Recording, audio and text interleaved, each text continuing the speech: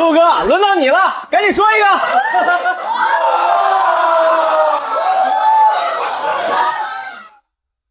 我替老婆的情人养了20几年儿子。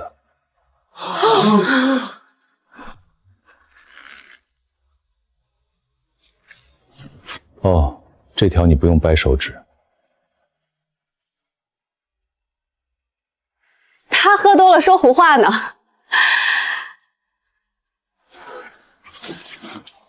你们继续，我带他去醒酒。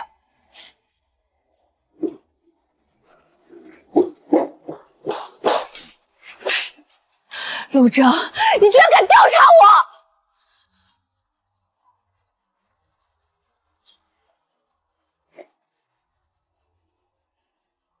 我！骨头缝里泛起痛楚。结婚23年，他从不觉得自己有错。我们离婚吧。既然你知道景行不是你的种，我不想再拖了。这心疼当然是给他那个初恋情人沈怀洲。怀洲等我很多年，我欠他。当他真说出口，心脏还是绞痛。这已是他第3次提离婚了。和上次一样，房子、存款我都不要，孩子归我。岁月对他很仁慈，可这副好坯堂下面只有骷髅架子，没有心。你酒会的毫无波澜，甚至连眉毛都没有皱一下。好，我们离婚。你那句话什么意思？什么叫我不用掰手指？沈怀洲的铃声，过去不知打断了多少次我们的争吵和冷战。怀洲别生气，今天最后一次给他过生日，你在门口啦，我这就下去。明早10点，民政局见。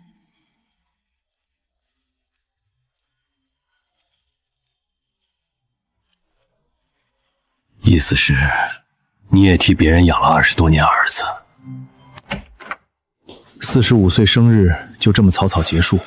我回到这栋别墅，甚至没在主卧门前停顿。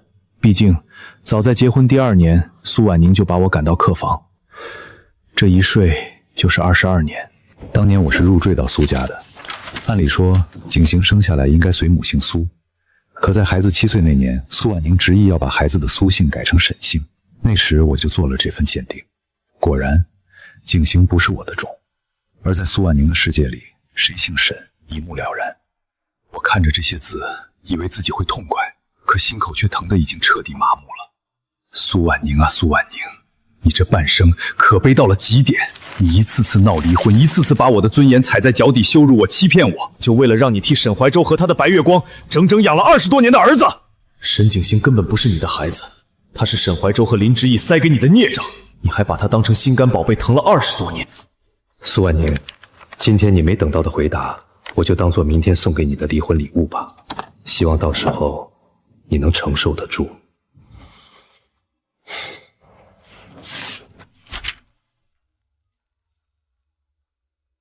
可以说是补偿费，也可以说是封口费。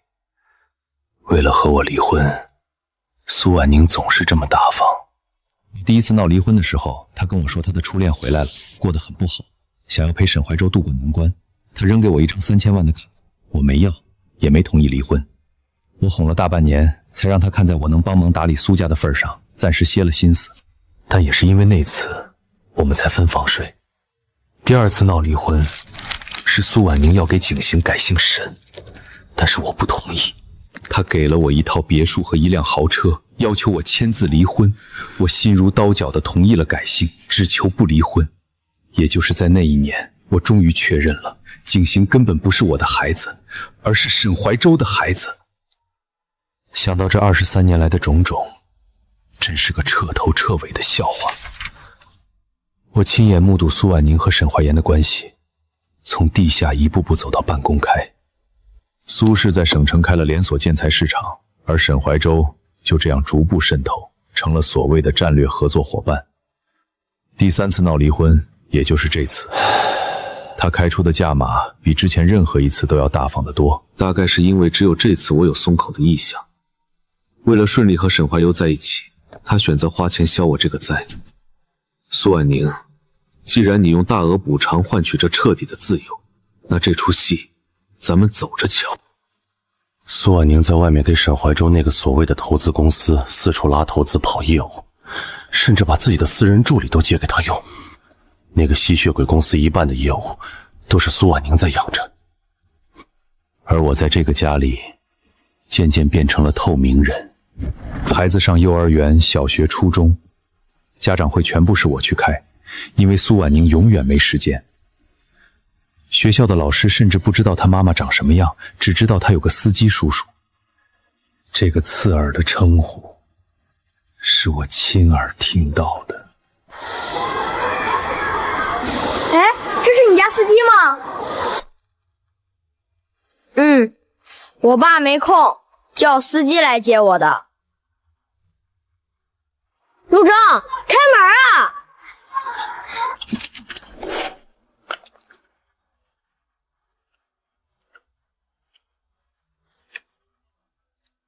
陆征，你为什么不走？我妈说你在这个家过得不好，你为什么还不走？一个6岁的孩子就已经开始替他妈妈感人了。他不是我的孩子，但我确实尽心尽力养了他20多年。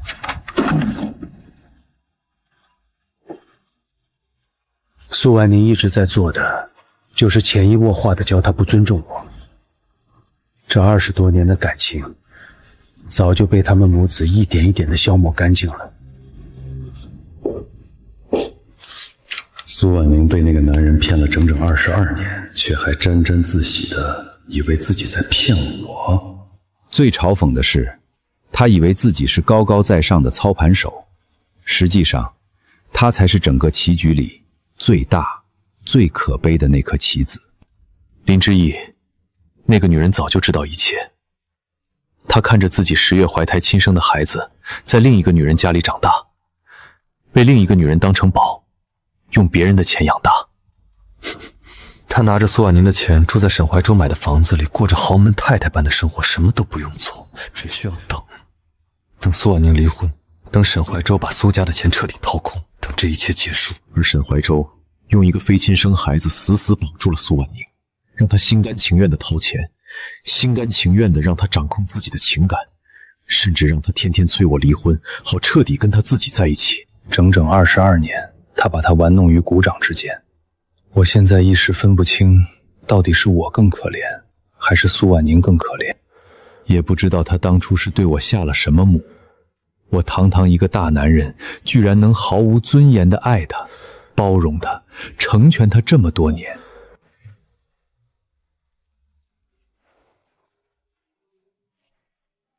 陆征，笔落，我们再无可能。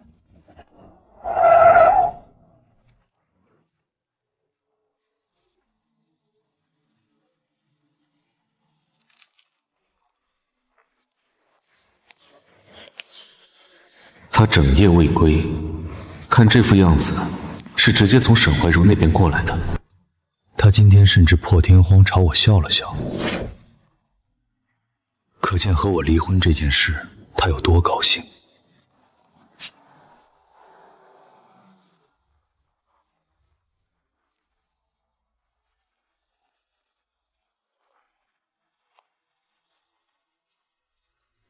离个婚而已，你带什么行李箱？那个房子不是给你了吗？你又在搞什么把戏？真住那儿，我怕以后天天做噩梦。毕竟我没在那儿过过一天好日子，还是搬走好。似乎没料到一向对他温柔的我会说出这么刺人的话。他脸上那不可一世的表情罕见的空白了几秒。都随你，时间到了，我们进去吧。离婚手续办得比我想象的还要快，仿佛过去23年的荒唐，只需几分钟就能彻底抹平。流程只差最后一步，签字。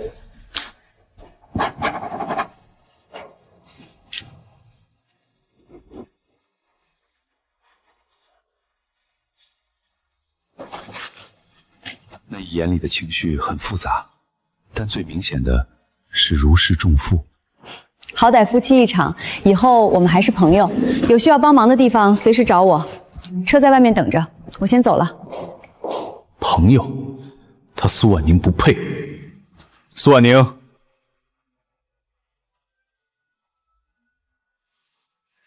我给你准备了离婚礼物，不看看吗？我猜你会很喜欢。这个信封已经被我的体温捂热了，里面装着的是足以摧毁他所有骄傲的底牌。这又是什么？看他那副不耐烦的样子，大概以为这不过是什么财产分割的补充协议，或者是我最后的无聊的威胁。我一动不动地盯着他，我清楚地注意到他的手指在视线扫到那个标题的一瞬间就彻底僵住了。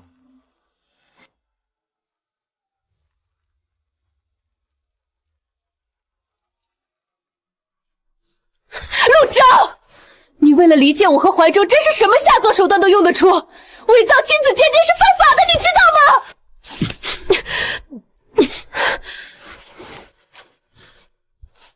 苏大总裁不是有最专业的团队吗？你可以现在就让他们去查这份报告到底是不是真的。无论他看多少遍，事实就是事实。那白纸黑字的结果永远不会改变，他注定是个彻头彻尾的笑话。不可能，这不可能！他是我的孩子，我生他的时候……那张纸上的字像是一把把生锈的钝刀，正一寸寸地刮开他粉饰了20多年的太平。签字人是他的亲妈方敏之，他连狡辩的余地都没有。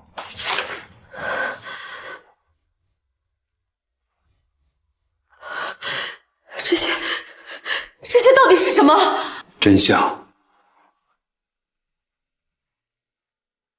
我在那个瞬间看到了一种我从未在他脸上见过的表情，不是平日里的高高在上，不是愤怒，也不是悲伤，是一种信仰坍塌、被彻底摧毁的茫然。你的亲生儿子在出生那天就已经死了，当20多年的感情被消磨殆尽后，我连恨都懒得给他了。当年你生孩子，以各种理由不让我陪产，我猜当时守在产房外面的是沈怀州吧？恰恰是你的防备，给了他和林之义偷天换日的机会。林之义，我猜你不会不知道他是谁，他是沈怀州心心念念的初恋。昨晚你问我，在游戏里说的话到底是什么意思？意思就是你和我一样，像个傻子似的，替别人养了20多年的儿子。你一直捧在手心里的沈景行，是沈怀州跟林之义的骨肉，他身上流的血跟你没有任何关。你胡说！怀州不会骗我，他不会骗我的。高高在上的女总裁被自己最信任的骗得团团转，到头来只是个被蒙在鼓里的可怜虫。他在骗你，从第一天起就在骗你。他爱你吗？你以为他跟你在一起是为了什么？为了你的钱，为了你的人脉，为了你的资源，你帮他开了公司。你给他的公司投了多少钱？那2000万你还记得吗？他有1分钱还过你吗？他的白月光从来不是你，是林之义。他跟林之义从高中就在一起，你是他用来养他们的工具。我以为撕开真相我会愤怒咆哮，可看着他现在的狼狈，我心里竟出奇的平静。怎么会这样？哭吧，为你那自以为是的深情哀悼吧，而我对你的眼泪再也不会动容半分。苏婉宁，从头到尾你就是个笑话。结束了，这场充满欺骗与背叛的婚姻终于画上了句号。23年的隐忍、透明与耻辱，全部被留在门后的那间屋子里。从这一刻起，我彻彻底底的自由了。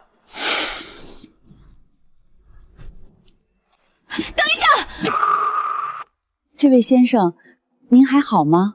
我很好，从来没这么好过。城市的街道还是那些街道，楼还是那些楼，但所有东西看起来都不一样了。23年的婚姻，像一场漫长的梦。现在梦醒了，我发现自己站在一个完全陌生的世界里。我不是苏家的女婿了，不是那个孩子的父亲了。我不用再给苏婉宁热汤等她回家，不用再在苏家的饭桌上坐在默席，不用再在深夜里一个人在客厅苦苦等待一个根本不会回来的人，不用再自己睁着眼睛到天亮。自由的感觉很奇怪，它不像想象中的轻松和快乐，而是一种巨大的空旷，像站在悬崖边上，风从四面八方吹来，你不知道该往哪儿走。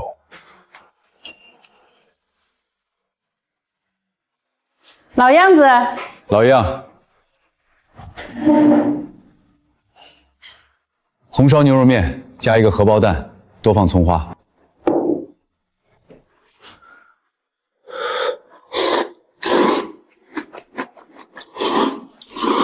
你今天看着不太一样。哪里不一样？说不上来，好像整个人松了。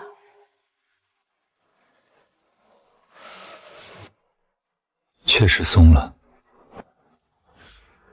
老板，如果你扔下了20几年的负担，一身轻之后，最想要做什么？面馆老板娘说，去萨城旅游散送心吧。既然我自己下不了决定，那就让别人来替我做主。买一张去拉萨的票，最近一班。攻略上说，这趟专线能看到一路美景。我想去看看纳木错，去那个据说能洗净灵魂的地方，重启我的人生。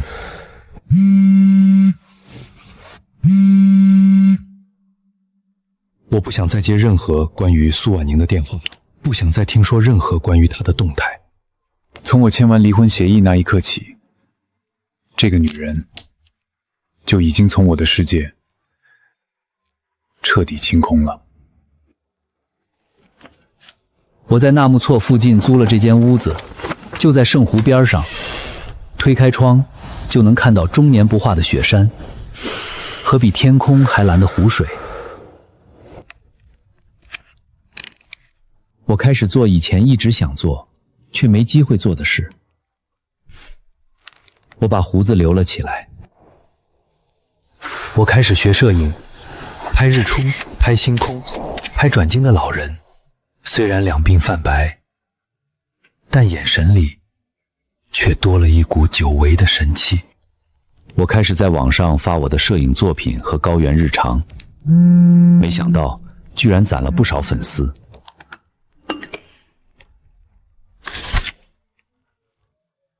老陆活得这么野。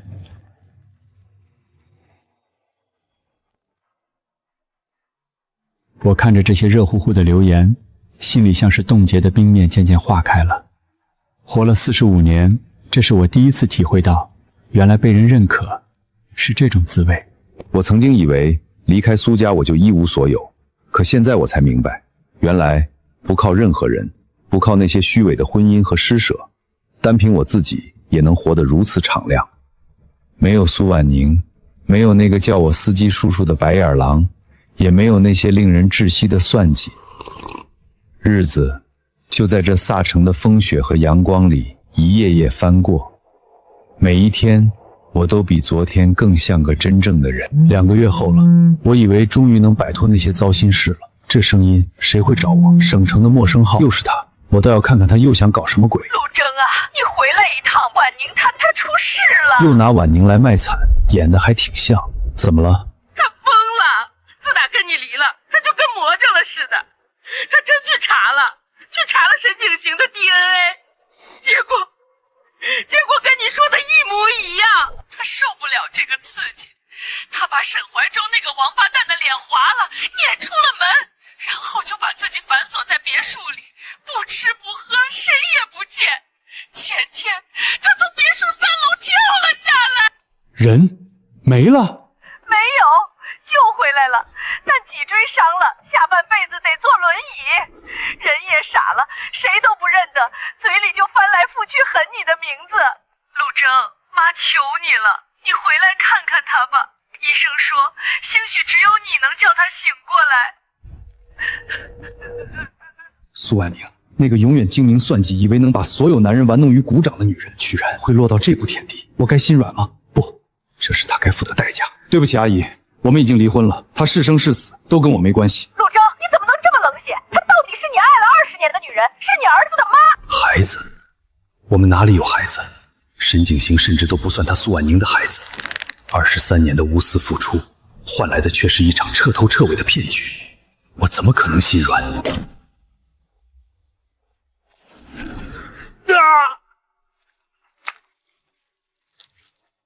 结婚第2年，他为了沈怀洲对我动手，那滩血毁了我的生育能力。从那以后，这成了我心底最深的疤，也是他后来理直气壮在外面生儿子的借口。每次我阻拦，他就会骂我不是男人，把我的自尊狠狠踩在脚底下。阿姨，我累了。陆征，你不能这样。我不想再搅进你们家的烂摊子，挂了。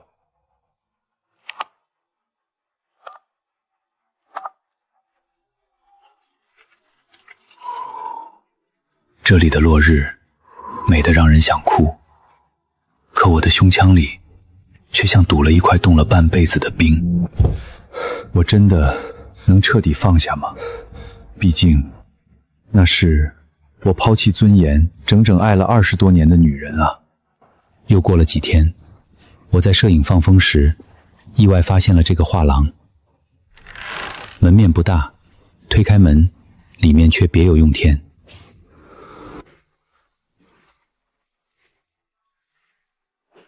觉得怎么样？我不太懂画，但觉得这幅画里有一种很安静的力量。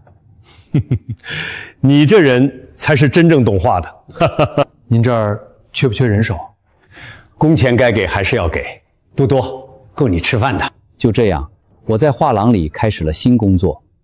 每天早晨8点开门，打扫卫生，把画摆好。剩下的时间，我就坐在柜台后看书，或跟陈老师聊天。陈老师以前在省城艺术学院教书，他教我分辨油画流派，欣赏中国画的笔墨意趣。我学得很慢，但每一次学到新东西都很开心。那种开心很简单纯粹，不需要任何人认可，也不需要任何人批准。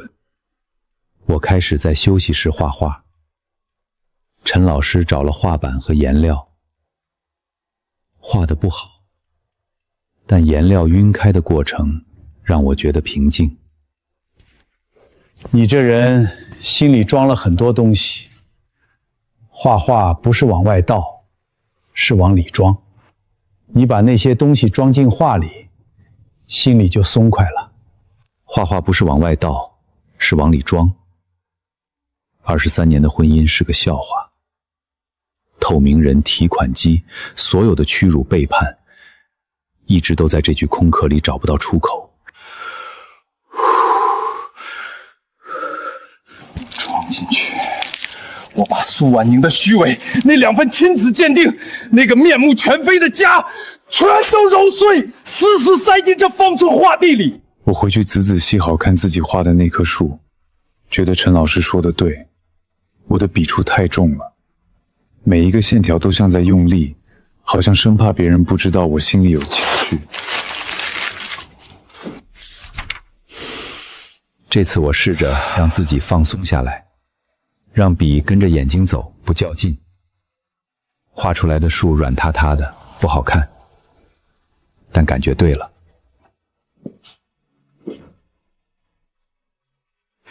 对喽，日子就这样一天天过去，在这个小城里，没有人知道我是谁，没有人知道我曾经是苏家的女婿，没有人知道我的过去，他们只知道我是画廊里新来的那个人。姓陆，话不多，干活认真。这种生活是我23年都没拥有过的东西，不被打扰。可这份安稳没维持多久，就被一个陌生电话打破。陆叔叔，是我，沈景行。听筒那端传来年轻男孩的声音，像是在街头被冷风吹得牙齿打弹。沈景行，这个名字我已经很久没有想起来了。求求您，我爸爸病了，很严重的肾病，医生说再不透析就……我真的没有办法了。我查了您的地址，知道您在萨城。男孩的声音碎在风里，我沉默了很久。我看着窗外的雪景，忽然觉得好笑。几个月前他离开的那个晚上，同样是从这座阳台看出去，雪景和星空连成一片，像无数颗溺亡的愿望。我对自己说过，再也不回去了。申静行，你今年多大了？22岁。我甚至可以想象当初那个嚣张跋扈、对我一口一个陆征的少年，现在是多么狼狈无助。24年，我养了他22年，他从来没喊过我一声爸，那时他眼神里全是鄙夷，以为可以踩着我的尊严肆意妄为。我养了你22年，你从来没喊过我一声爸，现在知道来找我了，怎么不去求苏婉宁？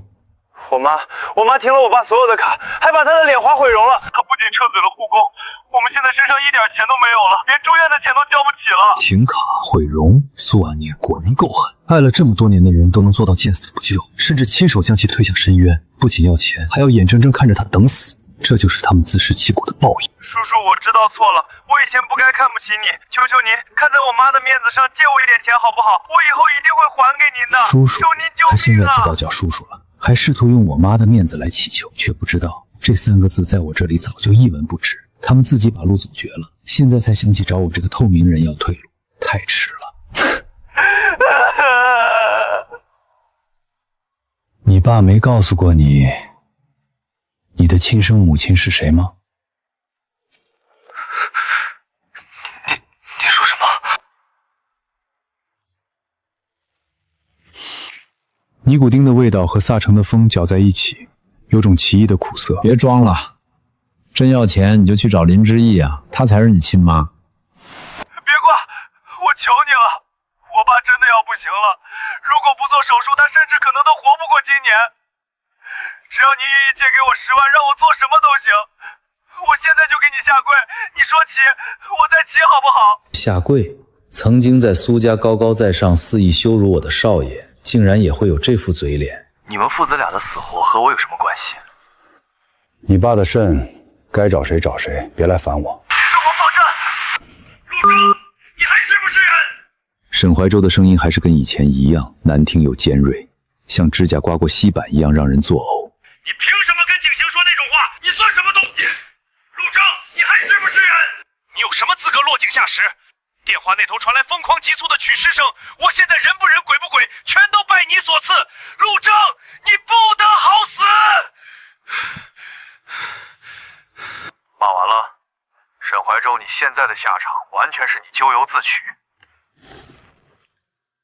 我没逼着你去骗苏婉宁，一切都是你罪有应得。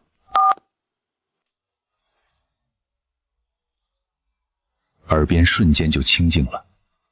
沈怀洲骂的时候，我心里第一个念头不是愤怒，更不是悲伤，而是一种奇异的解脱。不是因为开心，而是因为我终于意识到，自己已经不会再为这些事、这些烂人难过了。心里长了20多年的那块疤，好像忽然就掉了，露出底下新生的鲜嫩的皮肤，有些痛，但是很干净。我以为这事儿就这么彻底翻篇了。苏婉宁、沈怀洲还有沈景行，他们往后的日子再烂，也不过是我茶余饭后嘴边的笑料而已。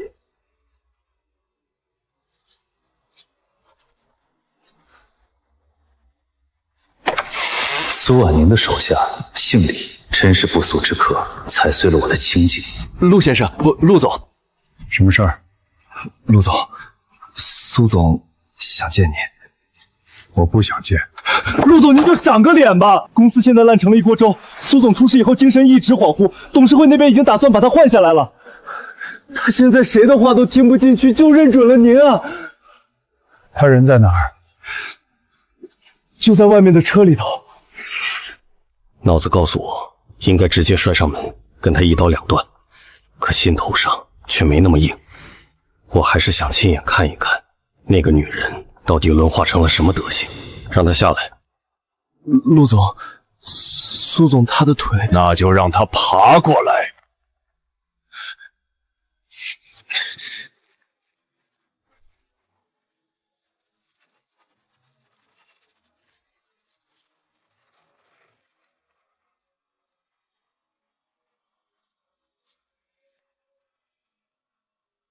短短1个多月，她就像老了20年。谁能想到，那个曾经意气风发、目空一切的女人，如今只是一个瘫在轮椅上，连挪动都要靠别人抬的废物。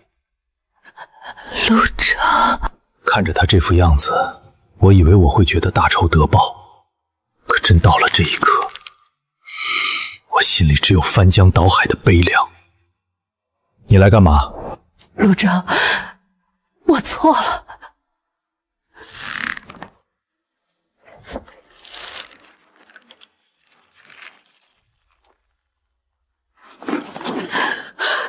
我们复婚。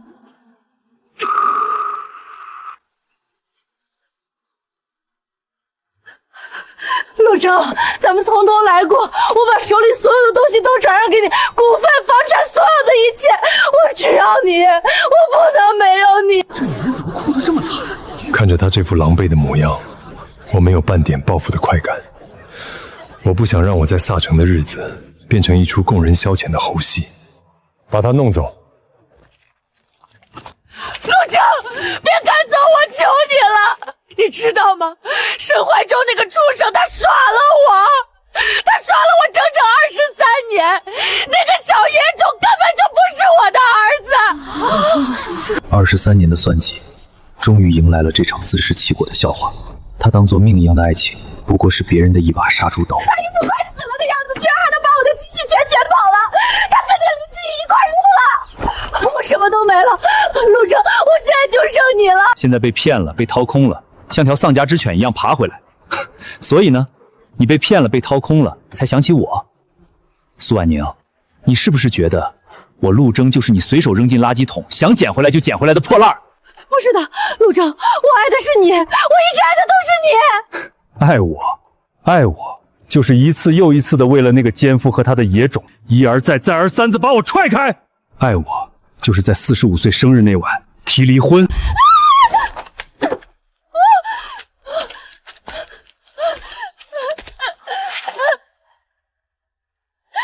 征，别走我，别丢下我。阳光下，他枯骨白的头发和他满是泥土的手指，竟然扎得我眼眶发酸。看着他滚在泥土里悲凉哀嚎，这一刻我没有感到一丁点报复的快活，只有无尽的悲凉。我们怎么会错磨成现在这个样子？造孽啊！怎么闹成这样？到底我还是没有对这副样子的苏婉宁狠下心。把他扶起来，弄进院子里去。是，陆总。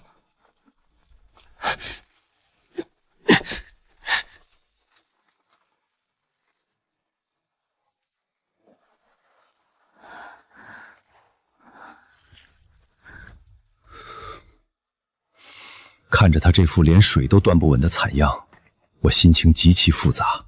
说到底，不过是想让我回去替你稳住公司罢了。苏婉宁，收起你那些廉价的爱吧！你的爱让我犯恶心！不要！不是的。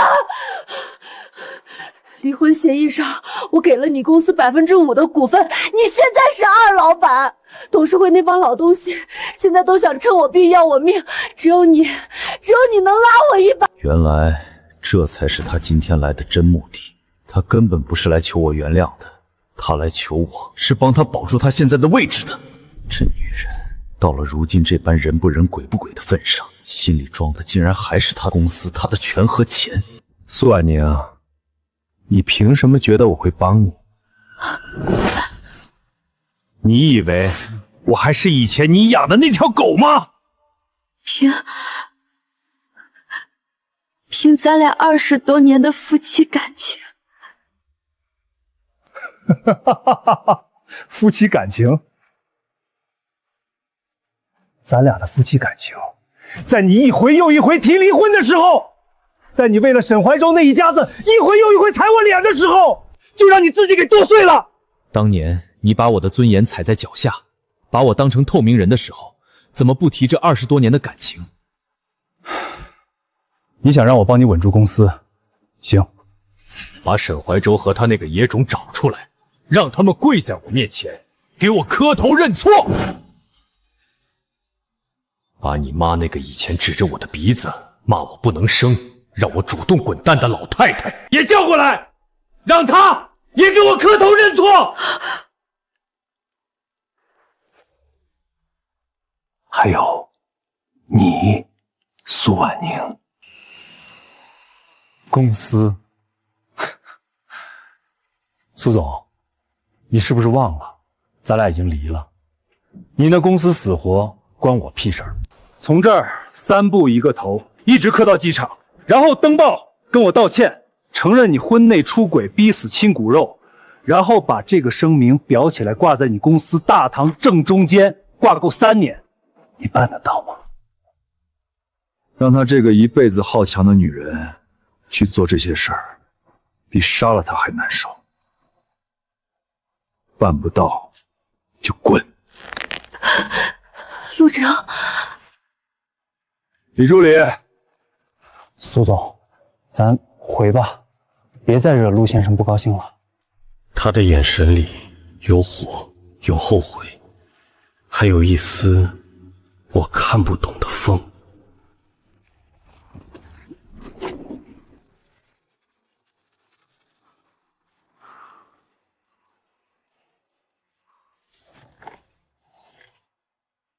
看着他们走的背影，我感觉浑身上下被掏空了。我以为这回我赢了，可为什么我心里一点都高兴不起来，反而是更深的空落落和疲惫？这场仗真有赢家吗？也许我们每一个人都是彻头彻尾的大输家。我知道苏婉宁不会答应那些条件的，不是因为做不到，而是因为他这个人这辈子都不会认为自己有错。苏婉宁不是轻易放弃的人，她来找我不是因为爱，而是因为她曾经拥有的一切正在一点点摁塌，而我是她最后一个能抓住的救命稻草。但我不是东西，我是一个人，那是一种从小到大我见得太多的笑。每次她想要从我这里拿走什么东西，就会露出这副面孔。哥，你这地方不错，比我想象的好多了。这画多少钱一幅？能卖得出去吗？这不是我的画廊，我只是在这里打工。其实今天是妈让我来的。哥，她说你年纪也不小了，不能一个人这么瞎过下去。苏婉宁那边，人家嫂子是真心想跟你和好，你也不能太绝情了，不是？绝情？23年的背叛，他们视而不见，如今却跑来教训我绝情。再说了，他现在虽然公司出了点问题，但底子还在呀。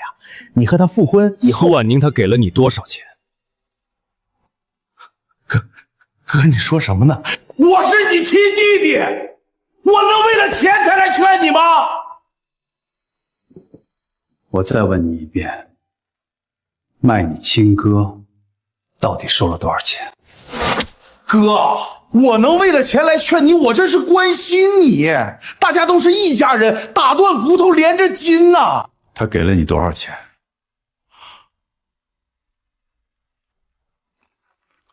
？50万，先给了一半，等事成之后再给另一半。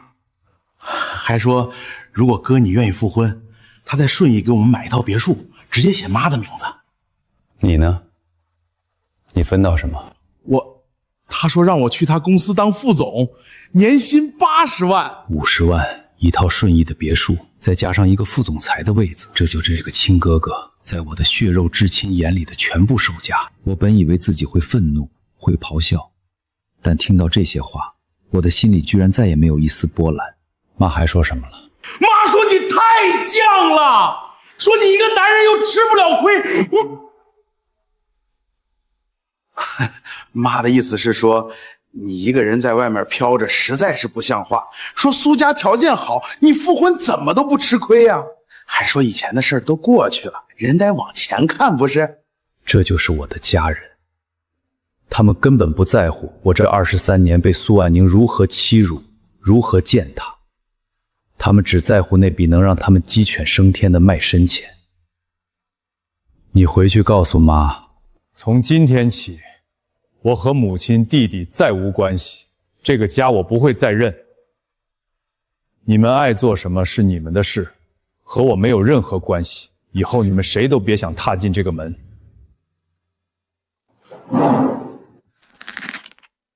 哥，你这是要跟全家断绝关系，你可想清楚了！你一个人在这破地方画画，画到死也出不了名。你真以为你是谁？你是陆征，又不是毕加索。出去，哥，出去！看着他满脸抗拒、不愿罢休的样子，我知道他肚子里还憋着那些为了所谓全家的好处，想继续来劝我的连篇鬼谈。哥，你怎么能这么绝情？李助理，带着我亲爱的弟弟离开这里，否则我就报案了。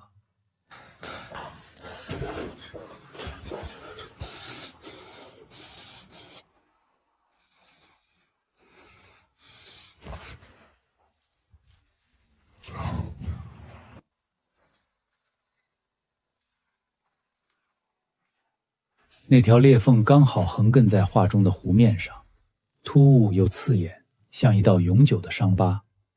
不过，画廊总算又恢复了安静，没有了那些算计和包袱。萨城的生活依旧平静，平静的像是另一个世界发生的事。我在画廊里的日子过得越来越自在，画画的水平也跟着提升得很快。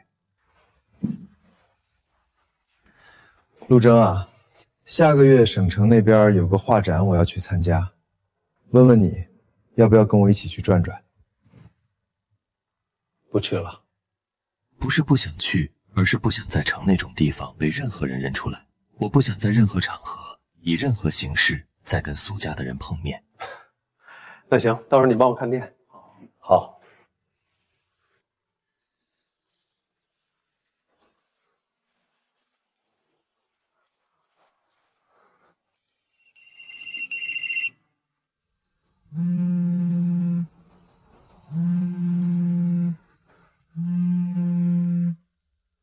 一个陌生的省城号码，这种时候还会有谁找我？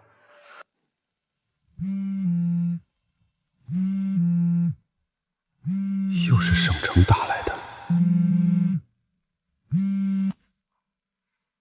喂，陆征，我是婉宁的妈妈，你现在在哪里？方敏之，那个永远高高在上的苏家太太。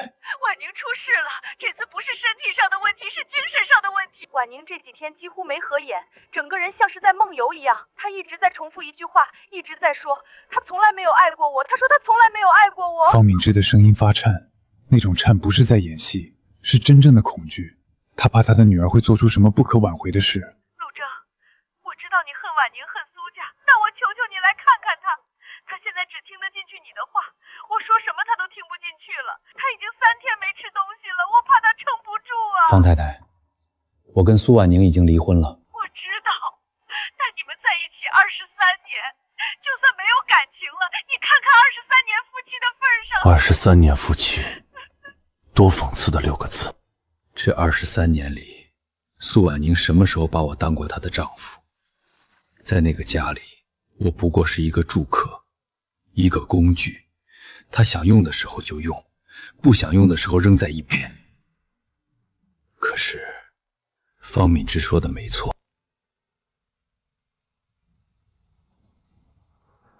，23年，不是23天，不是23个月，是整整23年。这23年里，我看着苏婉宁从一个倔强的年轻女人，一点点变成一个冷酷无情的女强人。我恨她，恨她用婚姻骗了我，恨她把我的骨血尊严踩在脚下，利用了个彻底。可如果他就这么像个疯子一样死，我不会觉得痛苦，只会觉得荒谬。阿姨，我不是他需要的人，他需要的不是我可以让他理直气壮重新开始的理由，这个理由我给不了他。他能重新开始什么？他现在已经什么都没有了，公司快完了，沈怀中卷钱跑了，连那个孩子也不是他的，你让他一个废人重新开始什么？那是他自己选的路。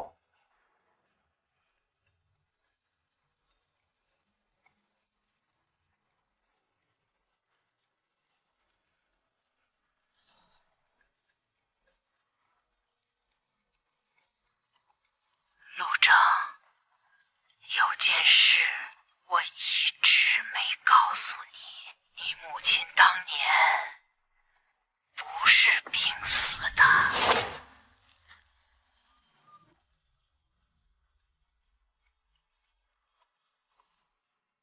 不是病死的。当年医生明明说他是器官衰竭。你想知道的话，回省城来苏家，我告诉你全部。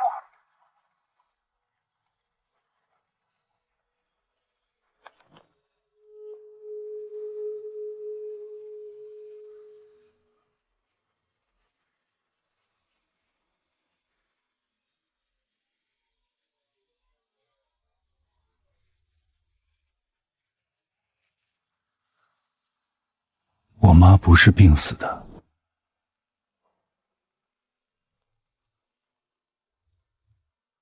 其实我早就隐约觉得当年不对劲儿了。苏家，你们到底还欠了我多少条命？临走时，我只和陈老师报备了2、3天就回来。他什么都没问，只让我路上小心。母亲去世那年，我才结婚1年多。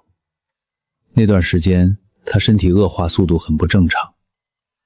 她去世前2个月，我还回老家看过，精神明明还好好的，能下地走路，能自己做饭。2个月后，老家来电话说病危。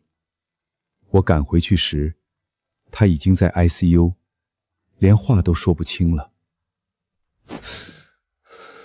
那时候我没有多想。一个常年身体不好的农村妇女突发疾病去世，再寻常不过。可如果这件事不是天灾，而是人祸，如果跟方敏一有关呢？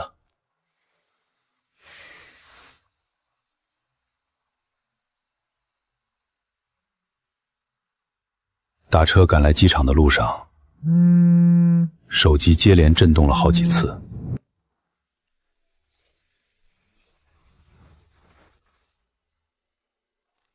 苏家别墅占地将近2亩，门口的保安大概还认得我，连问都没问，直接放行了。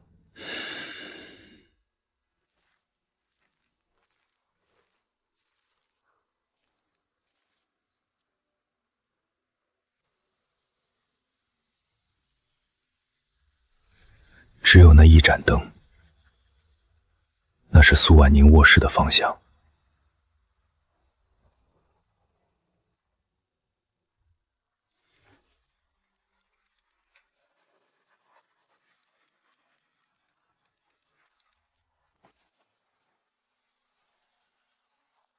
夜风吹过来，带着深秋特有的凉意。方敏之在电话里说，他让人给我开门，可是前院的花园已经很久没打理了，我种的那些花，没有人浇水，没有人修剪，就这样自生自灭的死了一地。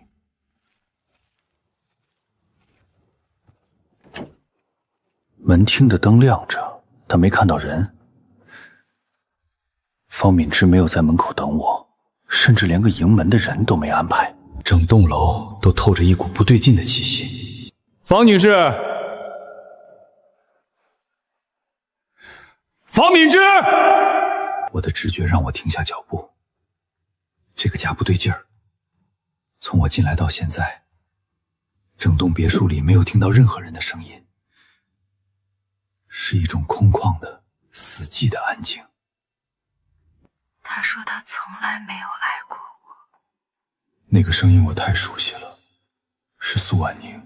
他说他从来没有爱过我，一遍又一遍。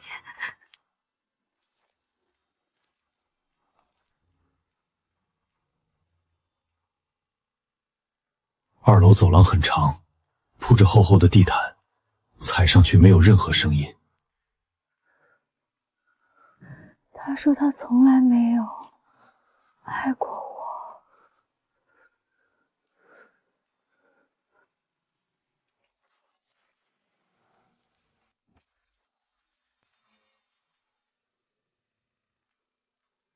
他身上穿着那件米白色的风衣，跟我们去民政局签离婚协议那天，穿的是同一件。那个曾经永远精致高贵的苏总，现在头发散着，乱糟糟的披在肩上，像个没有灵魂的木偶。那眼神像极了一个快要溺水的人，在即将窒息的绝望中，终于抓住了最后一根救命稻草。陆成，是。你真的来了，我以为你不回来了，我以为你也不要我了。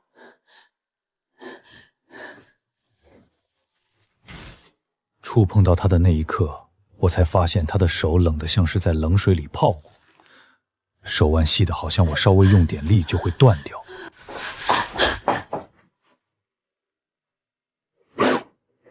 陆之，对不起，我不知道，我真的不知道事情会变成这样。他反反复复地说着不知道，被最信任的情人骗光钱财，被亲生母亲算计到一无所有。现在，他只能死死抱着我这个曾经被他踩在脚底的且夫。他们所有人都骗我。我妈骗我，怀州骗我，林之思骗我，只有你没有骗我。陆成，你什么都没骗过我。其实我也骗了你，我骗自己能忍受你一辈子，但这句曾经的真心话，我没有说出口。如今的他，连让我去辩驳的价值都没有了。房间里没有开暖气，11月省城的夜晚已经冷透了骨头。他就这样穿着那件薄薄的风衣，在这冰冷的地上坐了几个小时。你妈去哪儿了？我来这儿不是来见你的，是来找你妈的。你知道吗？我以为你走了之后我会解脱的，我以为离了婚我就能跟怀州名正言顺的在一起，我以为我可以重新开始。可是你走了之后，我才知道你才是那个唯一真心对我好的人。你是唯一一个不图我钱、不图我家的地位，不是为了利用我而接近你的人。你对我好，是因为你喜欢我，你爱的是我这个人。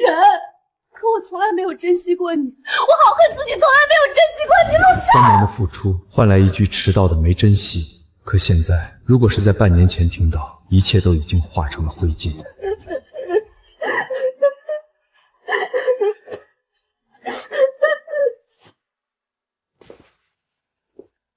说够了吗？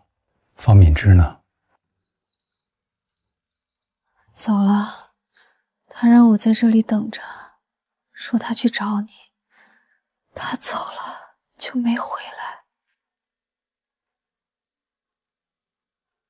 对不起，您拨打的电话已关机。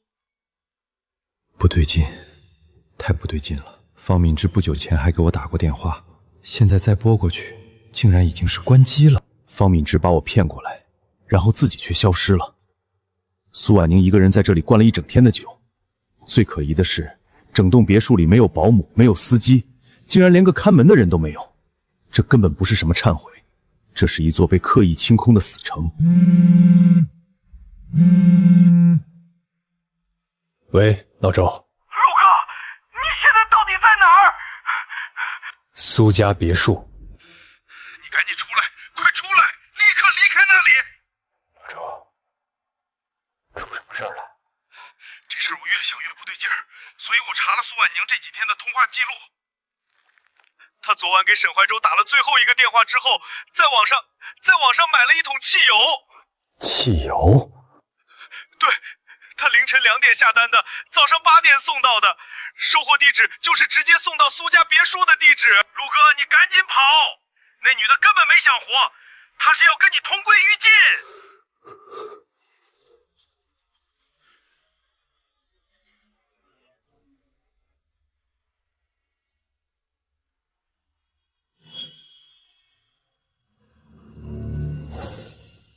他根本没疯，所谓的崩溃软弱，只是为了拖延时间。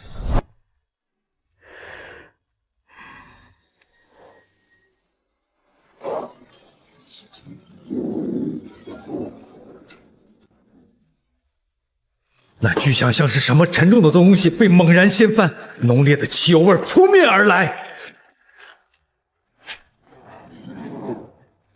你疯了！但火势蔓延太快，火舌已经舔上了木质楼梯扶手，浓烟滚滚而上。陆哲，我妈说，如果不能拥有你，那就谁也别想拥有。你给我清醒点，烧死你自己也解决不了任何问题。你走吧，反正你再也不会为了我停留了。火已经封住了大门，楼梯上的火苗正向上窜。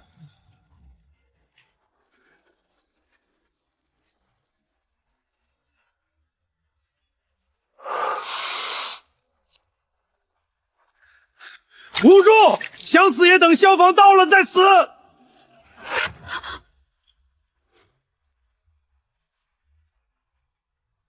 我没有在等。走廊尽头的窗户还完好，我发现窗沿下方正好有一节雨水管。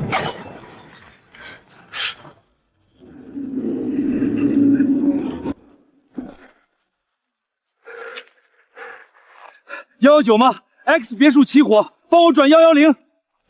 我顾不上膝盖疼痛，跑到大路上回头确认，浓烟正从2楼涌出，但火还没烧透整栋楼。待着别动，消防马上到。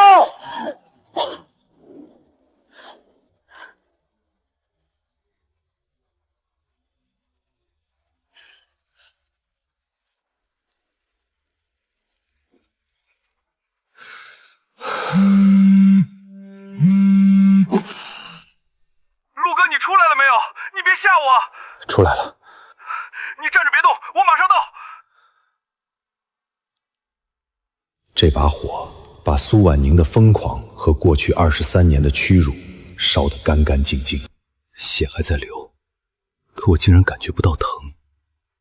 现在我脑子里只有一个念头：我妈。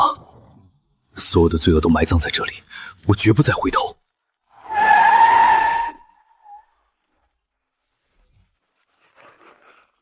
上哪儿了？快让我看看。皮外伤，没事。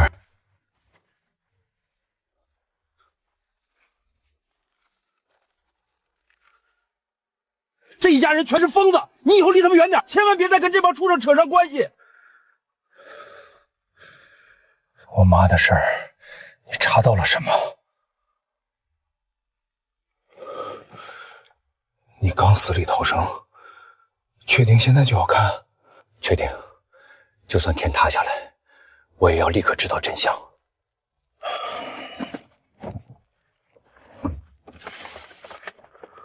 都在这里了，你看完千万要挺住。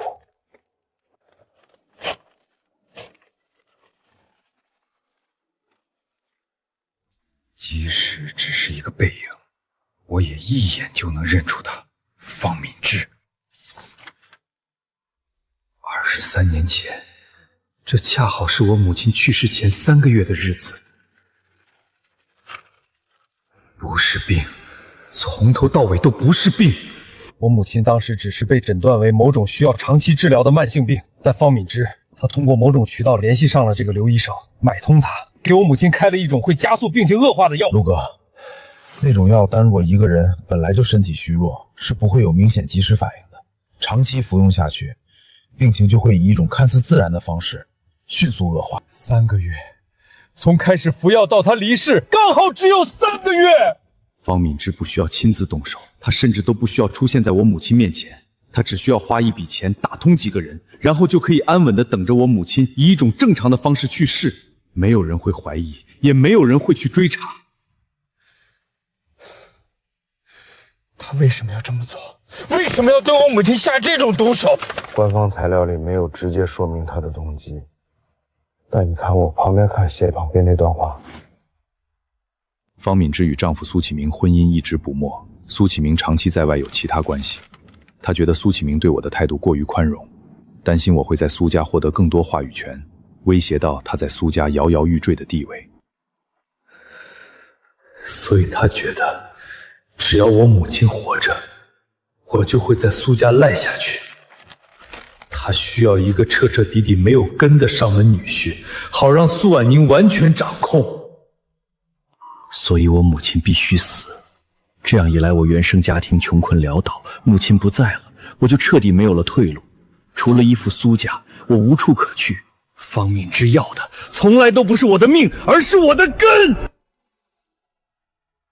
陆哥，刘医生5年前确实已经去世了，但我找到了他当年的一个助手，那个助手愿意作证。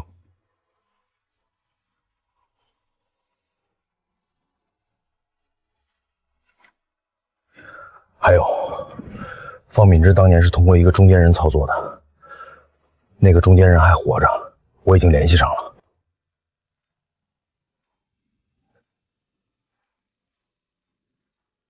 谢谢。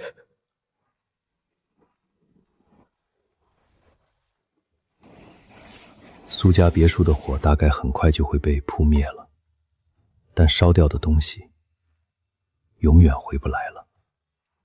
就像我母亲，就像我那23年。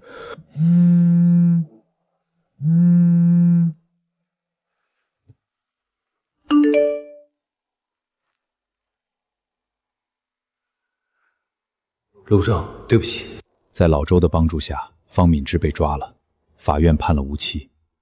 我忙着处理这些事儿，得知苏婉宁死讯时，心里竟然毫无波澜。妈，儿子不孝，爱错了人，还把你也害了。对不起，真的对不起。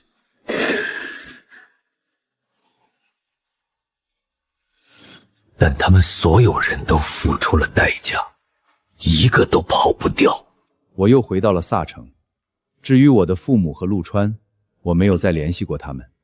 老周发来消息说，我妈因为替苏家做担保惹上了官司，房子被查封了，陆川的工作也没了。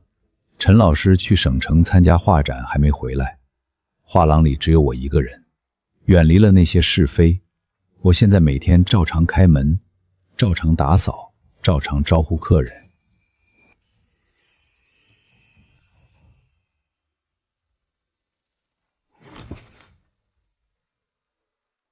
欢迎，您随便看。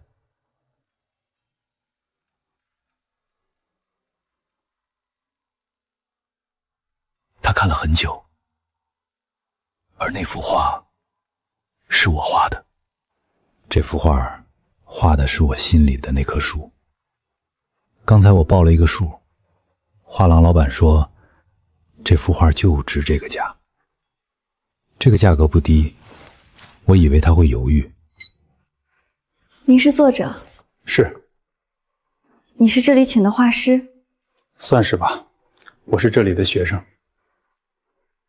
我搬来这边住没多久，家里墙上空空的，想挂点东西。你这幅画让我想起我老家院子里的那棵树。他带走了我的画，我以为这只是一次普通的买卖，就像萨城里每天都在发生的擦肩而过。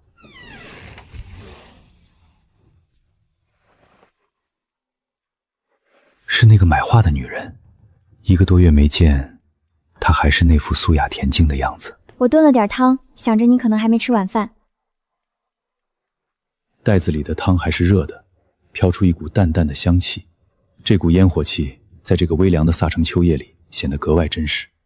谢谢。不用谢，我叫宋念。陆征。我知道。画廊的陈老师跟我说过你，他说你是个有故事的人，让我别问太多。这个老陈嘴还是这么碎。他看着我，那双眼睛里有一种很干净的东西，没有同情，没有探究，只有一种平等的温暖。我的心像被什么东西轻轻拨弄了一下，不受控制地颤动了2下。经历过背叛与死别，我以为这颗心早就死了。那我先走啦，汤趁热喝，明天我来拿保温盒。我站在画廊门口，看着他的背影消失在转角处，手里的汤很暖，顺着掌心一点点暖到了骨头里。还看呢？人早就走远喽。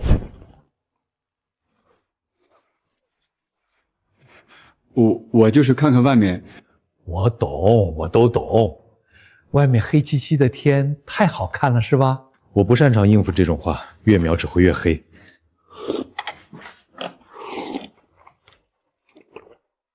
哎，你这小子心乱了，连我的汤都抢。画这幅画的时候，脑子里总会闪过很多事，想起我妈在老家院子里的背影，想起那些无忧无虑的日子，想起那些我这辈子再也回不去的从前。曾经这些回忆如刀割般疼，但现在好像没那么疼了。当我画完最后一笔的时候，心里忽然很平静，那些执念终于能彻底放下了。宋念，这幅我不卖。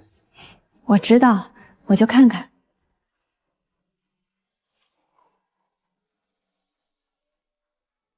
陆征，你过得好吗？陆征，好久不见。过得好吗？这花天真催眠。半年前，我还在那个荒唐的婚姻里挣扎，满身是伤，被抽干了血。而现在，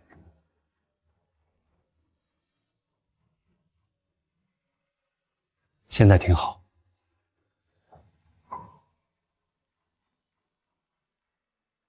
3个月后，我在海边租下这个带院子的小屋，开了一间新画廊。前店后院，这棵老桂花树开花时，整个屋子都是香的。这段日子，宋念一直在这里帮我刷墙、铺地、挂画。他做事利索，话少，却总能在我最需要的时候恰好出现。陈老师昨天搬进隔壁了，他说要把老画廊关了，以后闭关专心画画。老头子图个清静，他交代过让我帮他卖画，我已经答应了，不收手续费。看着这一幕，我恍然觉得，以前那些压得我喘不过气的事儿，似乎都记不起来了。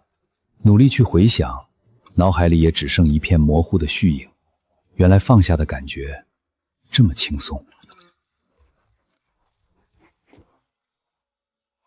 想什么呢？发这么半天呆。没想什么。骗人。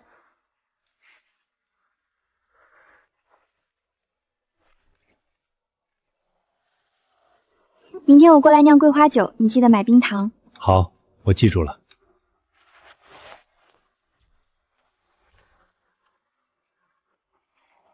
明天见。是的，明天见，后天见，大后天见，以后的每一天都会见的。